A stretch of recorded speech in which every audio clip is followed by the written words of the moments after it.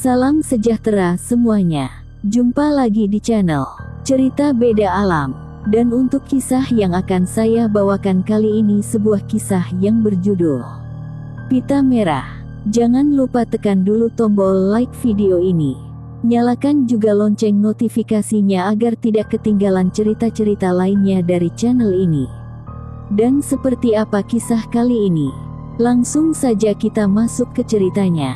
Malam itu, seorang pria tua mendorong gerobak kayu yang berisi sesuatu yang tertutup kain lusuh. Gerobak itu berderit pelan di tengah pekuburan yang sunyi. Pria itu berhenti di sebuah makam tua, matanya menatap dalam kenisan yang sudah berlumut.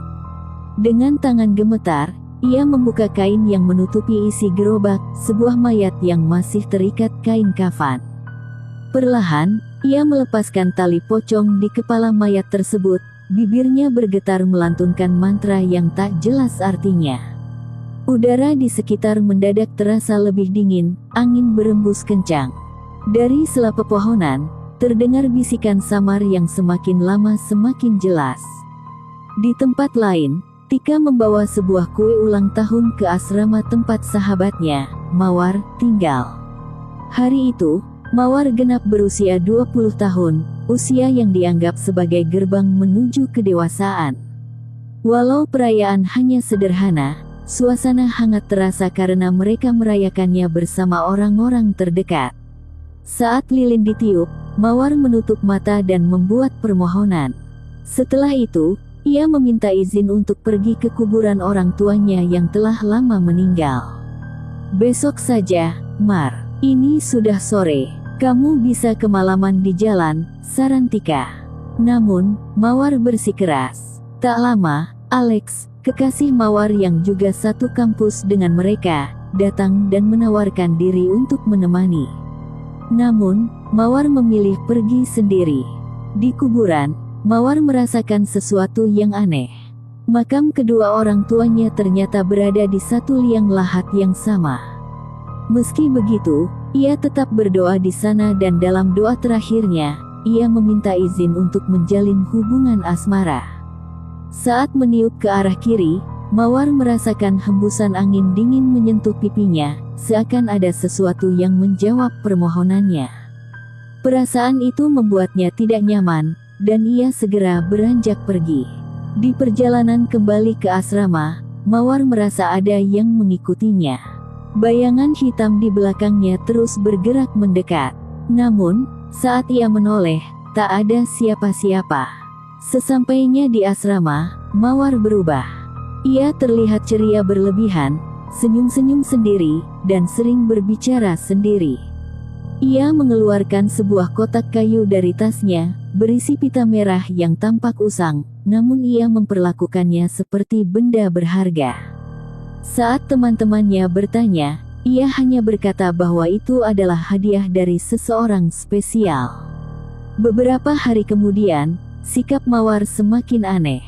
Ia lebih sering menyendiri, jarang berbicara, dan sering menghilang di malam hari.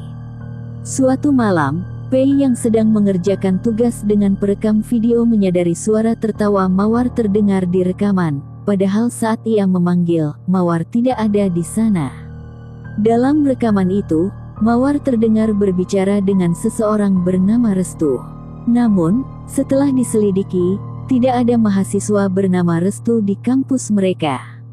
Situasi semakin mencekam saat Alex bercerita bahwa ia pernah melihat sepasang mata merah menyala di kamar Mawar.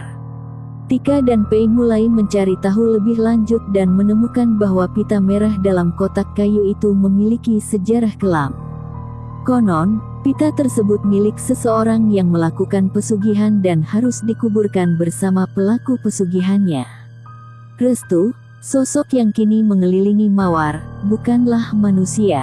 Saat mereka mencoba mengambil kotak kayu itu, Mawar tiba-tiba muncul dengan tatapan kosong. Angin kencang berhembus di dalam ruangan, lampu berkedip-kedip, lalu mati total. Mereka terjebak dalam kegelapan. Malam itu, Mawar menghilang. Keesokan harinya, adik kandungnya, Melati, datang ke asrama mencari kakaknya. Setelah mendengar kejadian yang menimpa Mawar, Melati mengungkapkan rahasia keluarga mereka. Ayah dan ibu mereka memang terlibat dalam praktik pesugihan, dan ada kemungkinan Mawar menjadi bagian dari kutukan yang telah diwariskan turun-temurun. Bersama Melati, mereka menelusuri rumah lama keluarga Mawar di kampung. Di sana, mereka menemukan sebuah ruangan tersembunyi yang berisi benda-benda ritual, termasuk beberapa foto Mawar dengan pita merah di kepalanya. Rupanya, Restu adalah entitas yang terikat dengan keluarga mereka. Untuk menghentikan kutukan ini, mereka harus menguburkan kembali jasad Restu di makam orang tua Mawar. Ketika mereka sampai di kuburan, hujan turun deras. Namun, mereka terpisah. Tika dan Lina menemukan kuburan yang sebenarnya, yang tersembunyi di balik nisan-nisan palsu. Saat mereka menggali, tiba-tiba Mawar muncul, tetapi ia bukan lagi dirinya.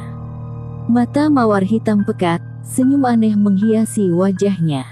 Mawar melayang di udara, tangannya menggapai mereka. Namun, Melati meneriakkan nama kakaknya dengan suara penuh harapan. Sejenak, Mawar tampak ragu. Saat itu, Pei menaburkan daun kelor di sekeliling kuburan. Sosok Mawar bergetar, berteriak kesakitan.